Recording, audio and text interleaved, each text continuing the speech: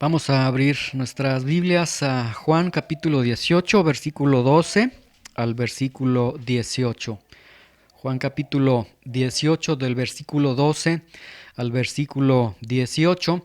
Es una lectura realmente muy corta la que vamos a tener en este domingo. El tema que vamos a tener para esta exposición se va a titular a manera de pregunta: ¿qué tipo de hombre eres? ¿Qué tipo de hombre eres? Y vamos entonces a continuar con este capítulo 18. Lo que nosotros vimos el domingo anterior, vimos acerca de dos hombres valientes. Primer hombre valiente, el Señor Jesucristo, que buscaba la voluntad del Padre y que decía: Padre, no se haga mi voluntad, sino la tuya. Y vimos otro hombre valiente que era Pedro, que él no lo dijo de manera así de manera directa, pero con su conducta él es como si hubiese dicho: no sea tu voluntad sino la mía. Él dependió de sus propias fuerzas. Cuando el Señor le pidió: vénganse a orar conmigo, él se quedó dormido y después vimos que fue todo un desastre. Vienen los romanos, viene la policía del templo, vienen los sacerdotes, viene varias personas, toda una comitiva, y a Pedro se le ocurre sacar una espada. Los discípulos tenían dos espadas, ya habíamos explicado este punto, y le da un golpe a Malco, el siervo del sumo sacerdote, y entonces ahí vemos que él pues usa su espada, usa sus propios recursos, le corta la oreja. El Señor resuelve el problema sanando de manera milagrosa a esta persona, ¿sí? Bueno, hoy vamos a partir del versículo 12, continuando este relato. Vamos a partir del versículo 12 y en verdad hagámonos esta pregunta: ¿qué tipo de hombre eres? Porque hoy se van a presentar dos tipos de hombres que yo espero que tú puedas decir: no soy ninguno de esos, ningún tipo de ese hombre, que el Señor me haga totalmente diferente a cualquiera de estos. Vamos a orar antes de orar, de leer la escritura, para que el Señor pueda hablarnos. Señor, te rogamos que nos hables a través de tu palabra, Señor. Ilumínanos, revélanos las verdades de tu palabra. Y ahora que nos adentramos, Señor, a estos versículos, del versículo 12 al 18, Señor, son pocos versículos. Hay una narración que nos presenta tu palabra, pero que podamos sustraer lo que tu Espíritu Santo está inspirando y que nos pueda confrontar tu palabra, Señor. En el nombre de Jesús, ayúdanos a trazar adecuadamente tu palabra y poder encontrar las riquezas de tu mensaje, Señor, a través de estos versículos. En el nombre de Jesús, amén. Muy bien. Dice el versículo 12. Ya con este contexto que les acabo de dar. Entonces la compañía de los soldados, el tribuno y los alguaciles de los judíos prendieron a Jesús y le ataron, ¿sí? Esto sucedió después de que Jesús ha sanado la oreja de esta persona que literalmente le cortó, le rebanó la oreja. Entonces aquí vemos, vean, dice: la compañía de soldados, el tribuno, los alguaciles judíos prendieron a Jesús y le ataron. Es decir, judíos y romanos capturan al Señor. Versículo 13. Una vez que capturaron al Señor, dice: y le llevaron primeramente a Anás, porque era suegro de Caifás, que era sumo sacerdote aquel año. Este texto lo que nos está diciendo es que Caifás es el sumo sacerdote en ese año, pero vean que no lo llevan con Caifás, lo llevan con Anás. Vamos a explicar rápidamente por qué lo llevan con Anás, ¿sí? Anás fue sumo sacerdote del año 6 al año 15 después de Cristo, ¿sí? Pero el emperador Valerio Gratus lo quitó. ¿Por qué lo quitó? Lo quitó porque este sumo sacerdote, esto es impresionante, este sumo sacerdote se enriqueció a través del cargo que tenía de sumo sacerdote, y fue un hombre totalmente perverso, tan perverso que un emperador romano lo quitó. ¿Sí? ¿sí? El Talmud, los historiadores dicen que el Talmud hace mención del odio que le tenían los judíos a este sumo sacerdote, a Anás. Entonces, cuando Anás es quitado, ahora el cargo de sumo sacerdote, de acuerdo a la Escritura, de acuerdo al Antiguo Testamento, es un cargo vitalicio, es decir, aquel que es colocado como sumo sacerdote y que obviamente es elegido por Dios. El Antiguo Testamento daba toda una serie de requisitos para ser el sumo sacerdote. Bueno, era un cargo vitalicio para los judíos. Sin embargo, tan malo era, tan perverso se hizo este sumo sacerdote que un emperador lo tiene que quitar de ese puesto. Y cuando lo quita, coloca como sumos sacerdotes a sus hijos y a su yerno, que se llama Caifás José, que es el Caifás del que está hablando aquí. Entonces, dice el texto, lo llevaron primeramente a Anás porque era suegro de Caifás, que era sumo sacerdote aquel año. O sea, Juan el Bautista, Juan el Evangelista, perdón, está diciendo Caifás es el actual sumo sacerdote en ese tiempo, ¿sí? Muy bien. Ahora, Caifás fue designado por Valerio Gratus también como sumo sacerdote y él estuvo de sumo sacerdote del año 18 al 36 después de Cristo. Entonces esto nos deja ver que efectivamente Caifás es el sumo sacerdote en ese momento. Pero la pregunta es, ¿por qué entonces lo llevan con Anás y no con Caifás?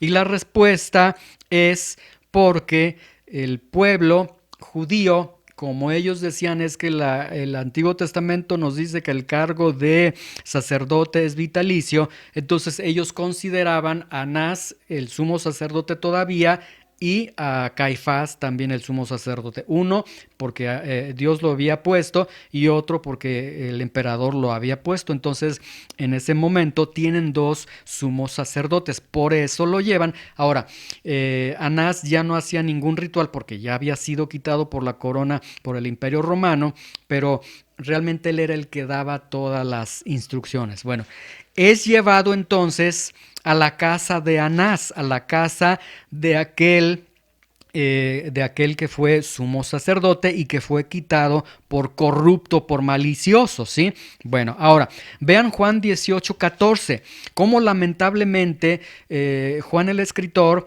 toma nota y nos dice esto. Dice, era Caifás el que había dado el consejo a los judíos de que convenía que un solo hombre muriese por el pueblo, ¿sí? Ahora, aquí, si bien lo llevan ante Anás, pero él dice, Caifás dice, no pierdan de vista, Caifás es ese sumo sacerdote que había dado consejo a los judíos de que convenía que un solo hombre muriese por el pueblo, ¿sí? Ahora, para refrescar un poco más la memoria, vamos a Juan 11:45, 45 al 53, para ver esto que acaba de mencionar Juan el escritor, Juan el evangelista, porque esto es muy interesante, ¿sí? En Juan 18:14 está diciendo, lo llevaron con Anás. Bueno, realmente lo llevan con Anás y a la presencia también de Caifás, porque él es el sumo sacerdote en ese momento, pero dice, amigos, no se olviden, Caifás es el que había dado consejo a los judíos de que convenía que un solo hombre muriese por el pueblo. Vamos a Juan 11:45 para recordar este aspecto. Dice, ya lo tienen, ¿verdad? Dice, entonces muchos de los judíos que habían venido a acompañar a María, ¿cuál María? María, la hermana de Lázaro, el que había muerto, dice, y vieron lo que hizo Jesús, creyeron en él, pero algunos de ellos fueron a los fariseos y les dijeron que lo que Jesús había hecho. Versículo 47. Entonces los principales sacerdotes y los fariseos se reunieron en concilio y dijeron, ¿qué vamos a hacer? Porque este hombre hace muchas señales. Si le dejamos así, todos van a creer en él. Y si creen en Jesucristo como el Hijo de Dios, dice, van a venir entonces los romanos, nos van a destruir nuestra nación, nuestro lugar santo.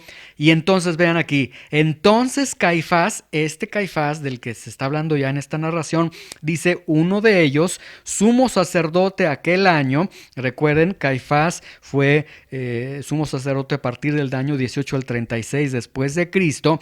Dice, él se levanta y les dice en esta reunión les dice, ustedes no saben nada. Ellos están diciendo, ¿qué vamos a hacer con Jesús? Porque si lo reconocen, vienen los romanos y nos acaban a nosotros. Y él dice, ustedes no saben nada. Vean el versículo 50, dice, ni piensan que nos conviene que un hombre muera por el pueblo y no toda una nación. Él acaba de hacer una profecía, de dar una profecía acerca de la muerte del Señor Jesucristo. Y vean el versículo 51, dice, esto no lo dijo por sí mismo, sino que como era el sumo sacerdote aquel año, profetizó que Jesús había de morir por la nación. Y no solamente por la nación, sino también para congregar en uno a los hijos de Dios que estaban dispersos. Así que desde aquel día acordaron matarle. Vean, aquí sucedieron dos cosas impresionantes. Por un lado, tenemos al hombre que ha sido seleccionado para ser el hombre que profetiza acerca de que Jesús tenía que morir por la nación. Tenemos por un lado a un hombre que ha sido separado para ser intérprete de la ley, un hombre que ha sido separado para ser representante del pueblo ante Dios, un hombre que había separado para presentarse al lugar santísimo una vez al año. El único hombre de toda la nación que se podía acercar una vez al año a la presencia misma de Dios era este hombre, ¿sí? Por un lado tenemos a este hombre con grandes privilegios religiosos, con grandes privilegios que Dios le había dado. Sin embargo, a un hombre que, como dice Juan 11:53, desde aquel día acordaron matarle. Por un lado, sí, usado por Dios, pero por otro lado, acordando la muerte de Jesús. Entonces tenemos a un hombre, por decirlo de esta forma, un hombre santo y un hombre perverso a la vez, que es quitado por valeo gratus por su conducta, ¿sí? Y esto nos deja ver entonces que el ambiente más prometedor, que las oportunidades eclesiásticas más importantes no son garantía de salvación de nadie. Este era nada más y nada menos que el sumo sacerdote. Y este líder malvado, aun cuando da una profecía impresionante, y de hecho Juan el Bautista dice, no habló por sí mismo, sino que fue Dios quien guió esas palabras, profetizó de que Jesús había de morir por la nación. Ese hombre, sin embargo, a lo largo de los años se corrompe, se llena de pecado y llega al punto de estar contra el Señor Jesucristo, contra la luz y oponerse al Señor Jesucristo mismo, ¿sí? Entonces esto es totalmente impresionante. Ahora regresemos nuevamente a Juan 18, vamos al versículo 15, ¿sí? Bueno, ante ese hombre perverso, malvado, ante ese hombre es que van a mandar al Señor Jesús. Ahora, dice Juan 18:15, y seguían a Jesús Simón Pedro y otro discípulo. Y este discípulo era conocido del sumo sacerdote y entró con Jesús al patio del sumo sacerdote. Bueno, dice patio, realmente en el original griego dice en la casa del sumo sacerdote. ¿De cuál sumo sacerdote? De Anás, donde también está Anás y también estará Caifás. Entonces vemos que de acuerdo al versículo 18, Jesús es llevado a la casa de Anás. Va a estar ante Anás, va a estar ante Caifás también, y vemos que le sigue, dice, y seguían a Jesús Pedro y otro discípulo. Sabemos que este discípulo es Juan, porque Juan siempre no habla en nombre propio, dice otro discípulo, él siempre disimula esta parte, él es muy cuidadoso de no poner su nombre. Sabemos que es entonces Pedro y Juan que le van siguiendo, ¿sí? Ahora, ¿por qué solamente Pedro y Juan le siguen? Les leo Mateo 26:31 para recordarles lo que sucedió con los demás discípulos. Dice Mateo 26:31. Entonces Jesús les dijo: todos ustedes se van a escandalizar de mí esta noche, porque escrito está: heriré al pastor y las ovejas del rebaño serán dispersadas. Lo que sucedió aquí es que cuando capturaron a Jesús, todos los discípulos salieron huyendo, salieron corriendo. Pero Juan 18:15 nos dice que Pedro y Juan, ellos sí siguieron a esa comitiva y siguieron hasta donde llevaron a Jesús, ¿sí? Entonces entran a la casa de Anás, meten a Jesús a la casa de Anás, estará también Caifás. Ahora, esa casa, yo les había hablado de que este hombre ya era un hombre corrupto, al igual que Caifás, al igual que este sumo sacerdote que estaba en este momento. Entran a la casa de Anás. Se supone que la casa de este sumo sacerdote tendría que ser una casa de protección para los oprimidos, y realmente no fue una casa de protección para el Señor Jesús. El Sanedrín se reúne, la comitiva de este Sanedrín se reúne. Ahora, ellos tenían que juzgar crímenes capitales durante el día, no en la noche. Es de noche, no les importó, ellos juzgaron ese crimen. No podían tener juicios durante alguna fiesta, no podía terminar los juicios en una sola sesión, a menos que siempre se declarara inocente a la persona que se juzgaba. Ellos terminan en una sola sesión y lo declaran culpable, ¿sí? Se tenía que presentar toda la evidencia para establecer la culpabilidad del acusado. No presentan realmente ninguna evidencia. Vamos a ver que los testimonios que presentan se contradicen, pero bueno, como ya había dicho, Jesús es llevado ante un hombre perverso, es llevado ahí ante ese hombre perverso, ¿sí? Bien, ahora, por otro lado, aquí Juan nos va a hablar de otro hombre. Ya vimos un hombre perverso, un hombre malo, que fue sumo sacerdote, que incluso es quitado por el emperador romano, y ahora vamos a ver otro hombre. También nos habla de la descripción de otro hombre. Vamos a ver Juan 18:16, dice: mas Pedro estaba afuera a la puerta. Salió pues el discípulo que era conocido del sumo sacerdote y habló a la portera e hizo entrar a Pedro, ¿sí? Bueno, les voy a leer el versículo 15 para que nuevamente tomen nota de lo que está sucediendo. Quizás a lo mejor no vieron los detallitos que nos está presentando Juan el Evangelista. Vean, seguían a Jesús Simón, Pedro y otro discípulo. Lo que nos está diciendo es que Pedro y Juan están siguiendo a Jesús. Jesús, ¿con quién va? ¿Acompañado de quién? De los policías, de los alguaciles del templo que lo van a llevar, que lo están custodiando para llevarlo a la casa de Anás. Dice, y este discípulo era conocido del sumo sacerdote. O sea, lo que Juan, el escritor, está diciendo es, yo conocía al sumo sacerdote, yo conocía a Anás me conocía a mí. Y entró con Jesús al patio, a la casa del sumo sacerdote. Entonces, lo que nos está presentando aquí es que Juan y Jesús siguen a Jesús hasta la casa del sumo sacerdote, pero dice el versículo 16 que Pedro estaba afuera. Es decir, lo que nos significa que va entonces Jesús con esta comitiva de los policías. Ellos lo van siguiendo de cerca, ¿sí? Obviamente, entra Jesús, sí puede entrar Juan, el escritor. Si podía entrar Juan el escritor, podía entrar también Pedro, porque Pedro va con Juan, pero de alguna forma vemos que el versículo 16 nos dice que Pedro se queda fuera. Ahora la pregunta es, ¿por qué se detiene Pedro? ¿Por qué se quedó afuera? Ven el versículo 16. Mas Pedro estaba afuera a la puerta y tuvo que haber regresado el discípulo. Dice, salió pues el discípulo que era conocido del sumo sacerdote y habló a la portera e hizo entrar a Pedro. O sea, por alguna razón Pedro se quedó paralizado. Entraron todos, la criada portera, pues cierra la puerta, y una vez que ya entraron todos, pero Juan se percata de que, ¿y dónde está Pedro? Regresa por Pedro, le dice a la portera, a la criada portera, deja entrar a él viene conmigo. Vean el versículo 17. Entonces la criada portera Antes de abrir la puerta, vean, le dice a Pedro, oye, ¿tú no eres también de los discípulos de este hombre?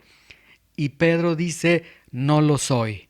Y aquí vemos entonces que Pedro miente, que Pedro niega al Señor y realmente no tenía por qué hacerlo. Pero la pregunta con Pedro es, ¿por qué lo hace? ¿Qué sucedió con Pedro en ese momento que se quedó paralizado y que antes de abrirle la puerta a una simple pregunta de una criada portera, o sea, era un cargo realmente muy sencillo, abre, cierra la puerta, ante esa pregunta Pedro se queda totalmente helado, ¿sí? Ahora, aquí podemos considerar 4 aspectos. El primer punto es que, vean, es una criada portera la que le pregunta a Pedro. Ahora, en el original griego, la pregunta va en un sentido, tiene una construcción de tal forma que la pregunta demanda una simple negación, ¿sí? La pregunta sería más o menos así. Pedro, tú no eres también de los discípulos de este hombre, ¿verdad? Entonces es como si le preguntara eso. La respuesta era sencilla, sí o no, punto, ya, sencillo. Pero Pedro se queda impresionado con la pregunta de esta criada portera, ¿sí? Ahora, Juan entró, Juan estaba cerca, lo que nos deja ver que cuando entonces Juan entró, necesariamente sí se identificó como discípulo del Señor, ¿sí?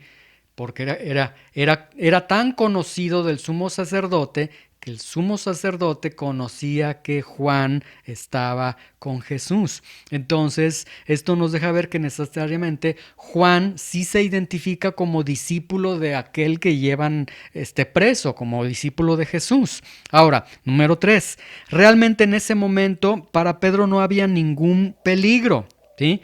¿Por qué? Porque si hubiesen querido apresar a los discípulos, los hubieran tomado en el momento que capturaron a Jesús.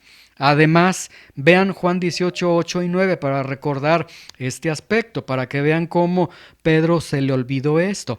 Dice el versículo 8 de Juan 18, respondió Jesús, les he dicho que yo soy, pues si me buscan a mí, dejen ir a estos, para que se cumpla aquello que había dicho, que la Escritura dice, de los que me diste, no perdí ninguno. Es decir, Jesús, antes de que lo arrestaran, dijo, no toquen a mis discípulos, y tanto los soldados romanos como los alguaciles, los policías del templo no tocaron a los discípulos. Entonces, los discípulos realmente no tenían peligro alguno. Tan no tienen peligro que Juan entra fácilmente ahí a la casa del sumo sacerdote, ¿sí? Pero la pregunta para Pedro que nos hacemos acerca de Pedro es, ¿por qué Pedro teme? ¿Por qué Pedro tiene temor en ese momento? ¿Por qué se detiene? Dice Proverbios 28.1, les leo lo que dice Proverbios 28.1 para que no se separen de esta lectura. Dice, huye el impío sin que nadie lo persiga, mas el justo está confiado como un león. Podemos ver que la conciencia de Pedro en ese momento no está tranquila, que Pedro sabe que está haciendo mal, entonces en ese momento se está quedando helado ante la pregunta de una criada portera. Ahora vean el versículo 18. Dice, vimos en el versículo 17 que sale Juan para decirle a la portera, deja entrar a Pedro. Entra Pedro y vean, y estaban en pie los siervos y los alguaciles que habían encendido un fuego porque hacía frío y se calentaban, y también con ellos estaba Pedro en pie calentándose. Lo que nos deja ver aquí 2 cosas, que Juan le dice a la portera, deja entrar a Pedro. Juan esperaba que fueran a otro lugar para estar quizás más cerca del Señor, para ver qué está sucediendo con el Señor, pero Pedro, aun cuando ya entra a la casa del sumo sacerdote, se va no ahí cerca de Jesús, sino que se va a donde está un fuego, donde los siervos y los policías del templo han encendido un fuego, y Pedro ahí lo vemos calentándose, ¿sí? Vemos entonces que Pedro oculta su identidad, Ahora quiero que vean aquí en el versículo 18, y estaban en pie los siervos y los alguaciles del templo. Ya no hay soldados romanos. Los soldados romanos ya se fueron a la torre Antonia. Pero ¿qué hace Pedro ahí? ¿Qué hace Pedro? Vean el versículo 18.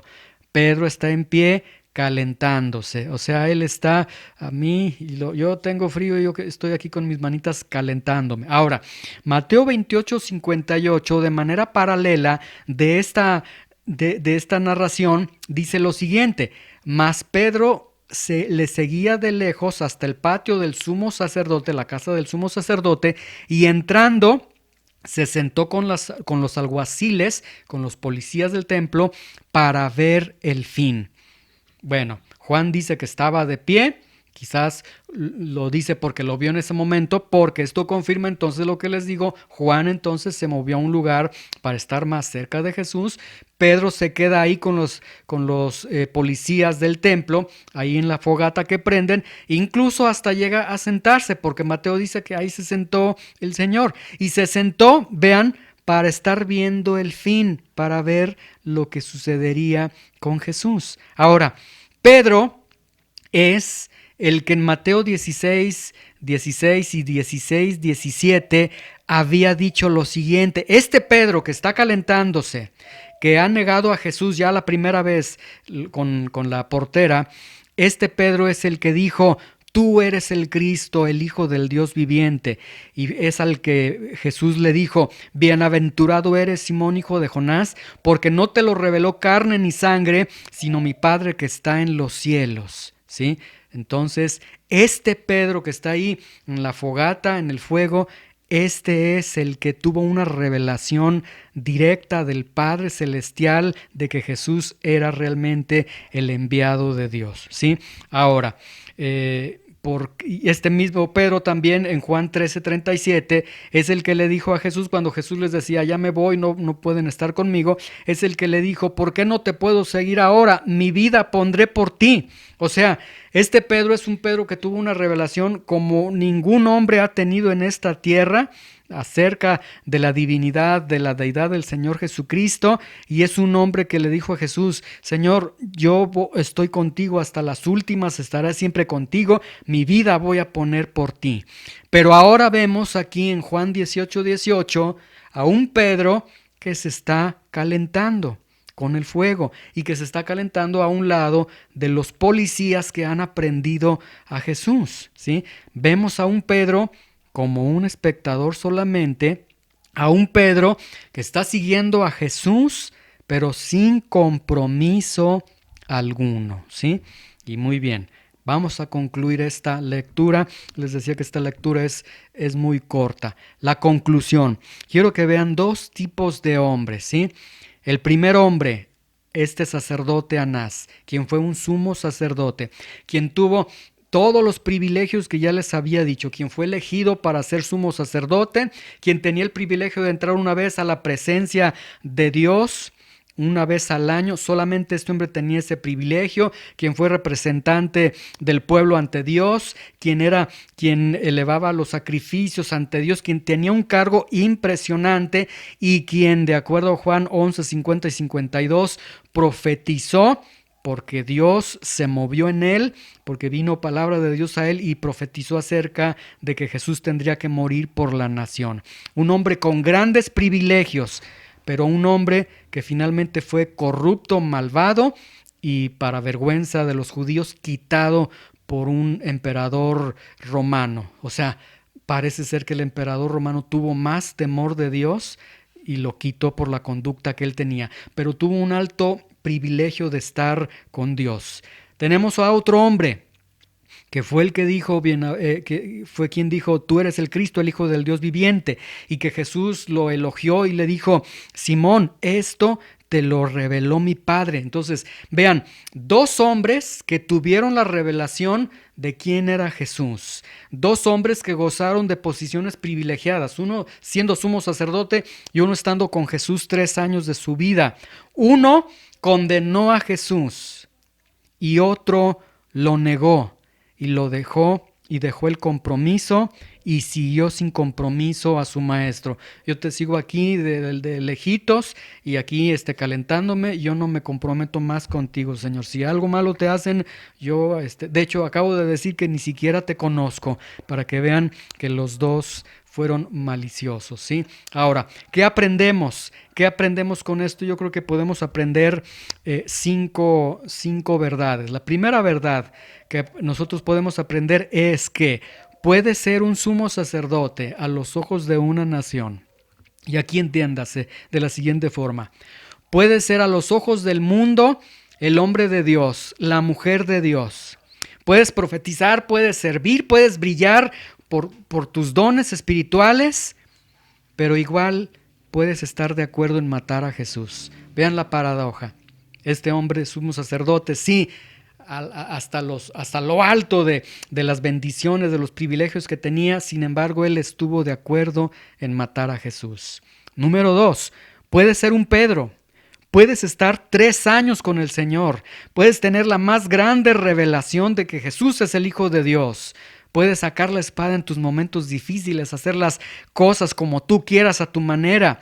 E incluso puedes entrar hasta la casa del sumo sacerdote. O sea, puedes afrontar hasta peligros espirituales y todo lo que tú quieras. Pero puedes estar de acuerdo en vivir en una vida sin compromiso con el Señor. Vean entonces, o sea, ni Anás ni Pedro bajo esta conducta. Y número 3, vean, un hombre que aborrece a Jesús, escuchen con atención, un hombre que aborrece a Jesús, así como Anás que dijo, vamos a matarlo, un hombre que aborrece a Jesús es tan peligroso como un hombre que no tiene compromiso con Jesús. Porque ambos hombres en cualquier momento van a entregar a Jesús. Entonces, a lo mejor no eres un Anás, pero quizás eres un Pedro, que ya no hay compromiso de caminar con Jesús. Y eres igualmente de peligroso como un Anás que lo envía y que dice, sí, vamos a matar a Jesús. Y número 4, podemos vivir la hipocresía de una religión, como Anás, el sumo sacerdote. O podemos vivir la hipocresía de un cristianismo, como Pedro, que estaba con el Señor Jesucristo. Pero ambos se parecen en algo.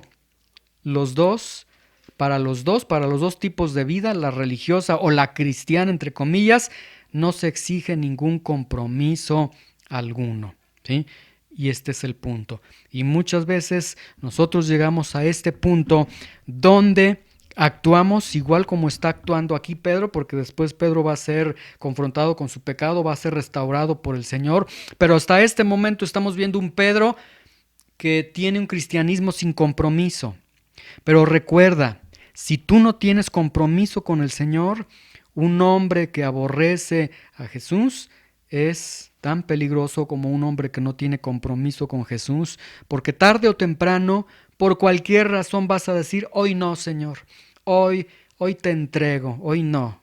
Hoy tengo mis compromisos, hoy tengo mis actividades, hoy tengo esto, no me importa. Y si tuviera la oportunidad, hoy te mando a la cruz del Calvario, para que vean el tipo de hombre que se puede tener. Y en estos versículos vemos 2 tipos de hombres. Y de los 2 tipos de hombres realmente que Dios nos pueda librar. Y por último, la pregunta para cada uno de nosotros sería, ¿qué tipo de hombre eres? ¿Eres como Anás? Un hombre que ha tenido privilegios espirituales, pero que es quitado por tu corrupción, que llegas al punto de decir, quitemos a Jesús, vamos a matar a Jesús, o un Pedro que ha tenido una posición tan privilegiada de estar con Jesús, de ver los milagros de Jesús, de escuchar a Jesús, pero que en algún momento dice, hoy no hay compromiso, hoy no me importa, y que nomás aquí de lejitos te estoy viendo y que potencialmente también puedes entregar al Señor. Entonces, ¿qué tipo de hombre eres? Y que Dios trabaje en nuestros corazones para que realmente veamos que podemos nosotros engañarnos al vivir una religión o al vivir incluso un cristianismo totalmente falso. Si falta el ingrediente del compromiso, todo lo que estás haciendo es un mero engaño. Eres un Pedro, eres un Anás como el que acabamos de leer en este momento. Entonces, que esto nos deje ver, y aquí, bueno, me faltó, pero aquí hay un tercer hombre, el cual es Juan el escritor, que sí mostró fidelidad y sí mostró compromiso con su maestro en ese momento, porque no nos dice Juan, él omite este punto, pero sí nos deja ver la escritura que hemos leído, que Juan no estaba en el fuego ahí calentándose con los policías del templo, él estaba en el frío, más cerca de Jesús, y lo que nos deja ver, él estaba en un compromiso con Jesús.